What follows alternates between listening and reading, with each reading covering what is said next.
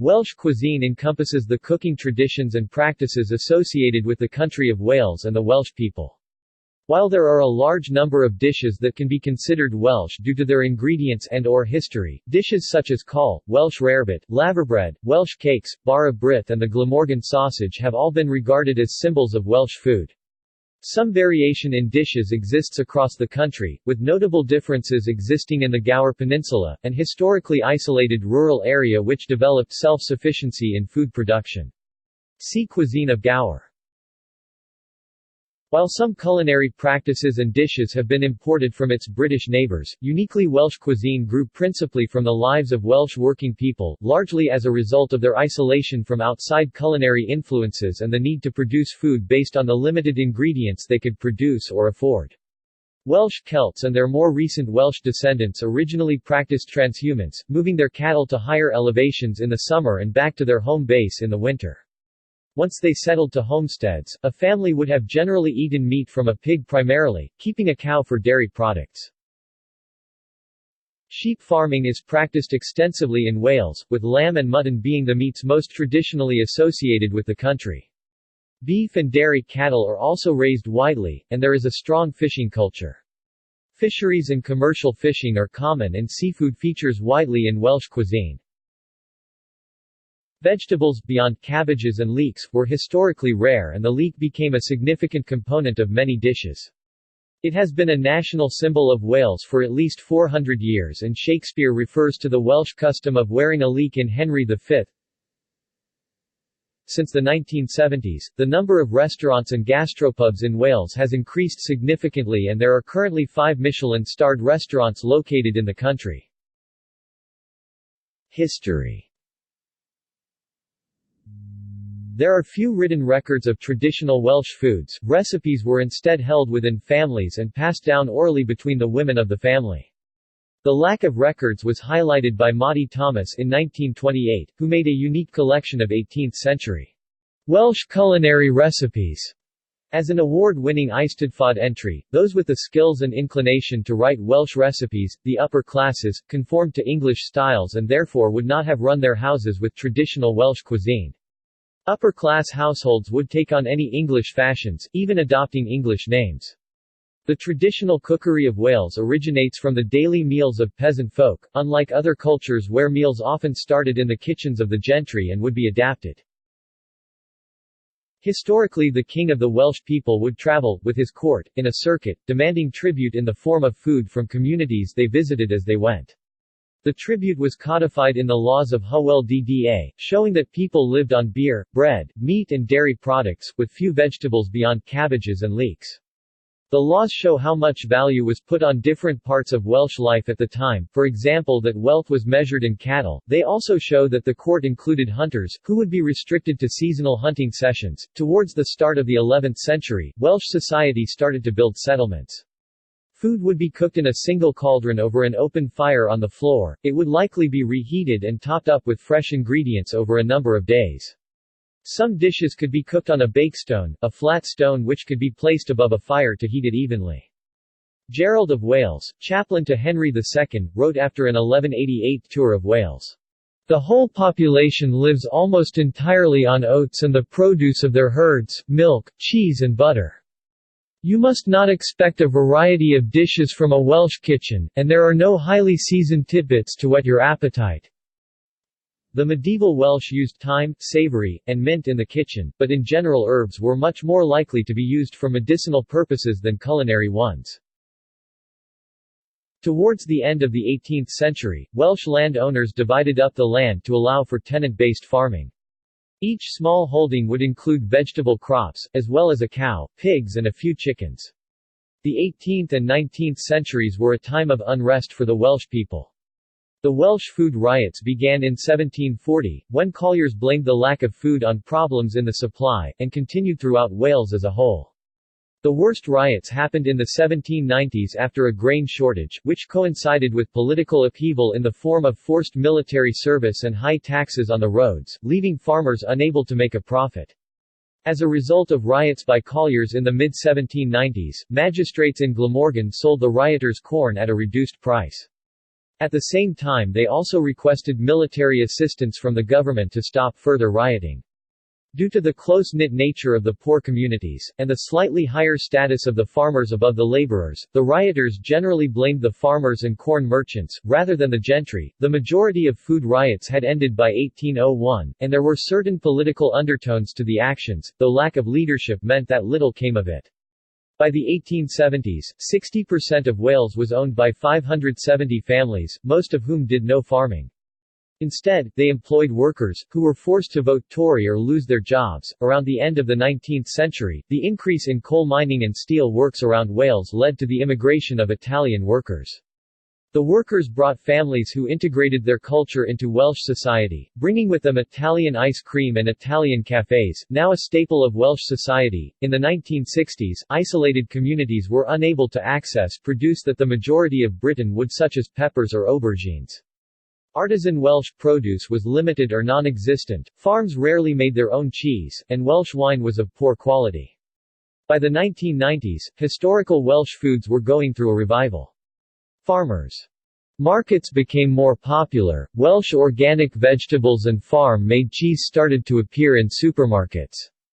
Other modern Welsh characteristics are more subtle, such as supermarkets offering salty butters and laverbread or butchers labeling beef skirt as caul meat. Restaurants are promoting the quality of Welsh ingredients, encouraging people to purchase Welsh produce and creating new dishes using them.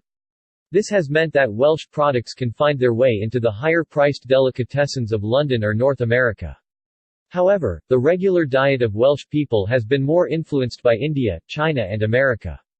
The most popular dish is chicken tikka masala, followed by burgers or chow mein. As a result of the popularity of these sorts of foods, Wales has the highest fat consumption in Britain, and the highest levels of obesity. Regional variations. There are some variations in the foods that are eaten around the different areas of Wales. These variations trace their roots back to medieval cooking. Ingredients were historically limited by what could be grown. The wetter climate in highland areas meant that crops were restricted to oats, whilst the more fertile lowland areas allowed the growth of barley or wheat.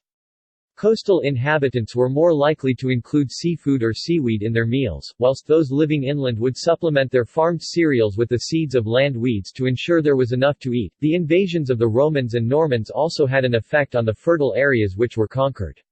The people there learned more sophisticated eating habits. Conversely, those who remained in wilder areas kept the traditional approaches to cooking. Tools such as the pot crane continued to be used as late as the 20th century. The only region that has a significant difference from the rest of Wales is the Gower Peninsula, whose lack of land transport links left it isolated. Instead, it was strongly influenced by Somerset and Devon on the other side of the Bristol Channel. Dishes such as white pot and ingredients such as pumpkin, rare elsewhere in Wales, became commonplace in Gower. Produce. Welsh food can be better traced through the history of its foodstuffs than through the dishes themselves.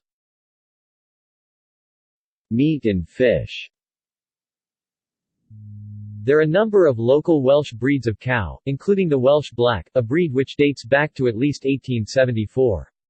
Cattle farming accounts for the majority of agricultural output in Wales.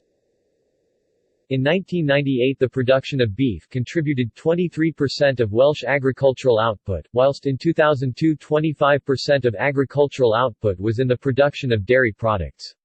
Welsh beef has a European Union protected geographical indicator, so it must be wholly reared and slaughtered in Wales. Pigs were the primary meat eaten by early Welsh folk, which could be preserved easily by salting.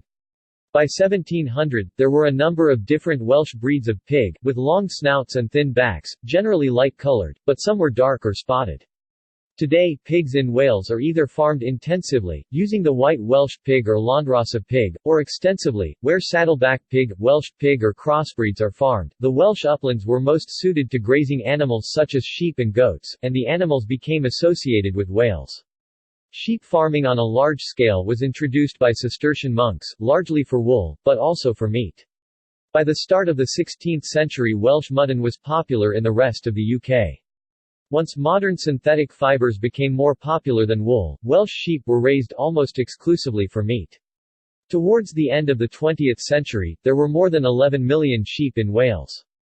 The most popular breed of sheep is the Welsh mountain sheep, which is notably smaller than other breeds but better suited to the Welsh landscape and only rears one lamb, rather than the lowland breeds which rear two or more. The mountain sheep are regarded as having more flavorsome meat. Welsh farmers have started using scientific methods, such as artificial insemination or using ultrasound to scan a sheep's depth of fat, to improve the quality of their meat. Coastal areas of Wales, and those near rivers, produce many different forms of fish and shellfish. Traditional fishing methods, such as wade netting for salmon, remained in place for 2,000 years.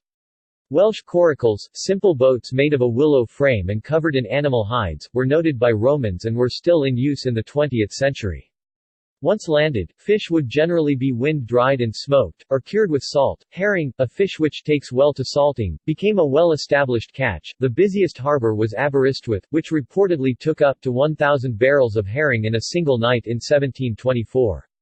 Many other villages also fished for herring, generally between late August and December. Herring, along with mackerel, trout, salmon and sea trout, were the main fishes found in Welsh cuisine. Salmon was abundant and therefore a staple for the poor. Trout, which would dry out quickly when cooked, would be wrapped in leek leaves for cooking, or covered in bacon or oatmeal.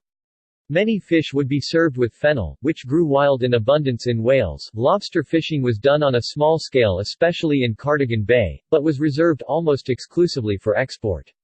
Welsh fishermen would be more likely to eat the less profitable crabs.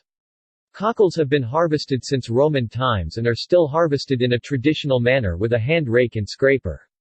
Cockle picking still happens in the Gower Peninsula, but due to the difficulty in getting licenses and reduced yield, villages near the Carmarthen Bay no longer gather them. Dairy products. As cattle were the basis of Celtic wealth, butter and cheese were generally made from cow's milk.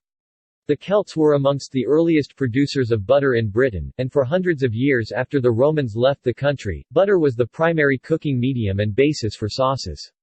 Salt was an important ingredient in Welsh butter, but also in early Welsh cheeses, which would sit in brine during the cheesemaking process. The Welsh were also early adopters of roasting cheese. An early incarnation of Welsh rarebit was being made in medieval times, and by the middle of the 15th century rarebit was considered a national dish. The acid soil of Wales meant that the milk produced by their cattle created a soft cheese, which was not as good for roasting, so Welsh people would trade for harder cheeses such as cheddar. The best known Welsh cheese is Caerphilly, named in 1831 but made long before that. Originally a method for storing excess milk until it could be brought to market, it was a moist cheese that would not last very long. Production of the cheese was halted due to milk rationing after World War II, although it was still made in England. There, the cheese was produced very quickly and sold early in its maturation process, creating a drier cheese. In the 1970s, production of Caerphilly returned to Wales, and over the following few decades a variety of new cheeses have also been produced in Wales. Cereals. As far back as the Iron Age, Welsh folk were using wild cereals to create a coarse bread. By the time the Romans invaded, Celtic skills with bread had progressed to the point that white or brown breads could be produced. The Roman invasion led to many Welsh people moving to the less hospitable uplands, where the only cereal crops which could be grown were oats, barley and rye. Oat and barley breads were the main breads eaten in Wales up until the 19th century, with rye bread created for medicinal purposes. Oats were used to bulk out meat or meat and vegetable stews, also known as pottage. The Welsh also created a dish called limrw, finely ground oatmeal soaked in water for a long time before boiling until it solidified. This blancmange-styled dish became so popular outside Wales that it got a new name, flummery, as the English could not pronounce the original. A similar dish, sucan, was made with less finely ground oatmeal, making a coarser product. Vegetables. Celtic law made specific provision with regard to cabbages and leeks, stating that they should be enclosed by fences for protection against wandering cattle. The two green vegetables were the only ones mentioned specifically in the laws, though uncultivated plants were still likely to be used in their cooking. The leek went on to be so important to Welsh cuisine, found in many symbolic dishes including cawl and Glamorgan sausage, that it became the country's national vegetable. Potatoes were slow to be adopted amongst Welsh folk, despite being introduced to the UK in the 16th century. Only in the early 18th century did they become a Welsh staple, due to grain failures.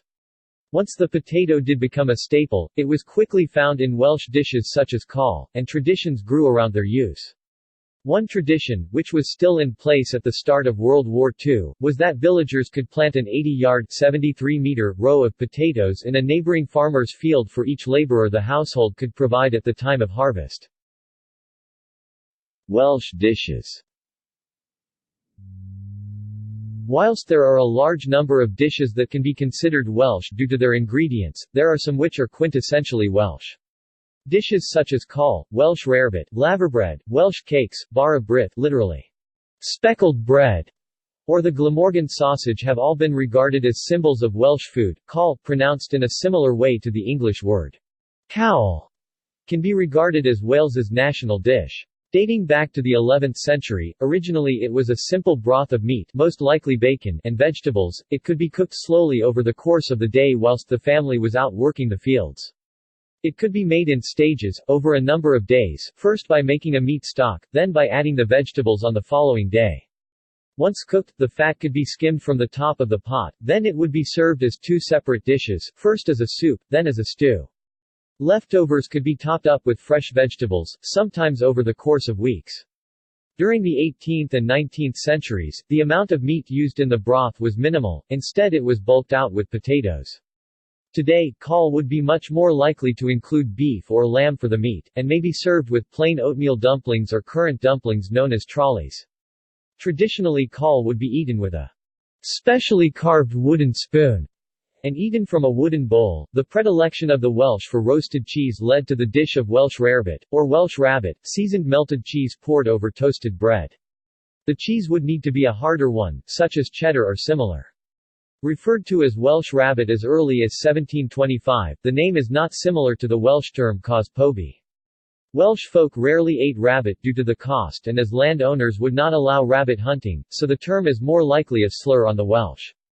The name evolved from rabbit to rarebit, possibly to remove the slur from Welsh cuisine or due to simple reinterpretation of the word to make menus more pleasant. Laverbread, or bara lawr, is a Welsh speciality.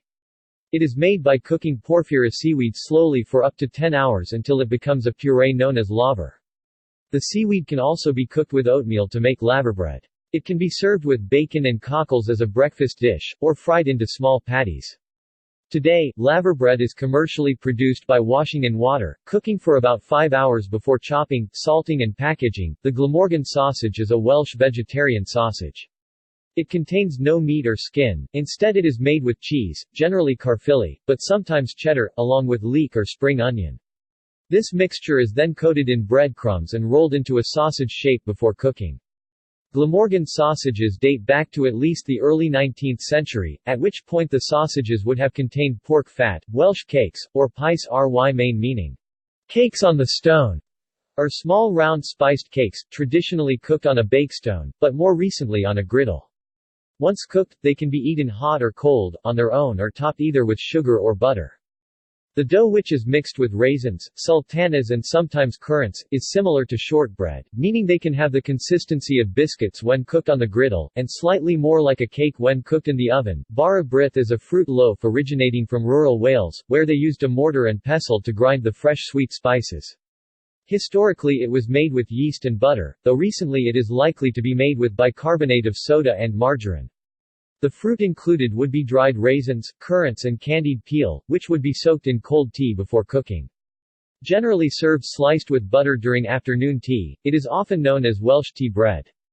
Bara brith translates to speckled bread, but it is also known as Tysondorth in South Wales, where sultanas are included in the recipe, or as torta negra when Welsh settlers brought it to Argentina. Beverages. Wine and beer, especially of the homemade varieties, were central to socializing in Wales, as they were in England.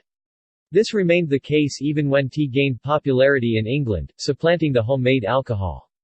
Beer is now the national drink of Wales, although Welsh beers never gained the status of other British beers, such as stout or English ales. This was in part due to the breweries keeping promotion of their products to a minimum so as not to upset the temperance movement in Wales. The temperance movement remained a strong influence though, and when new breweries were set up, the outcry led to the Welsh Sunday Closing Act in 1881, an act that forced the closure of public houses in Wales on a Sunday. Wales's passion for beer remained. The Wrexham Lager Beer Company opened in 1881, as the first lager producer in Britain. The Llanfowll Brewery made a deal with the local tin works and became the first brewery in Europe to put beer in cans. The Welsh also have a history of producing whiskey, in a similar manner to other Celtic people such as the Irish or Scottish but on a smaller scale. Distillation began for commercial purposes before 1750, by families who went on to emigrate to America and help found the Kentucky whiskey industry. Always a niche industry, by the late 19th century, the main whiskey production in Wales was at Frongoch near Bala, Gwynedd. The distillery was bought by Scottish whiskey companies and closed in 1910 when they were attempting to establish brands in England. In 1998 the Welsh Whisky Company, now known as Penderyn, was formed and whiskey production began at Penderyn, Rhondda Cynon Taf in 2000. Penderyn single malt whiskey was the first whiskey commercially produced in Wales for a century and went on sale in 2004. The company also produces Merlin cream liqueur, Five vodka and Brecon gin. Welsh vineyards were first planted by Romans, but in the 1970s, modern vineyards were planted in South Wales with the intention of creating Welsh wine. Despite a slow start, by 2005 Wales had 20 vineyards, producing 100,000 bottles a year, primarily white wines, but also a few reds. According to the Wine Standards Board, by September 2015, there were 22 operational vineyards in Wales, and there were almost 40 hectares 99 acres of vines planted in Wales. By 2005 the Welsh bottled water industry was worth as much as £100 million. Popular brands include Brecon Carrig, Tai Nant, Prince's Gate and Pant Du. Eating out. The number of restaurants in Wales has significantly increased since the 1960s, when the country had very few notable places to eat out. Today, Wales is no longer considered a gastronomic desert.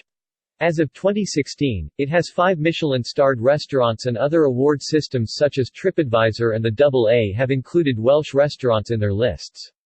The most significant increase in restaurants has been at the high end, but there has been growth and improvement in quality across the whole range of Welsh eateries. Many Welsh restaurants attempt to showcase their Welshness, but few include historic Welsh dishes besides cawl. Instead, they showcase their Welsh ingredients, creating new dishes from them. There has also been a rise in Asian cuisine in Wales, especially that of Indian, Chinese, Thai, Indonesian and Japanese, with a preference for spicier foods. Finally, there has been a significant rise in gastropubs, as there has around the United Kingdom. See also: Cuisine of Carmarthenshire, Cuisine of Ceredigion, Cuisine of Gower, Cuisine of Pembrokeshire. References. Bibliography. External links. Welsh agricultural statistics from the Welsh Assembly. Culture UK Welsh food. Welsh food on Wales.com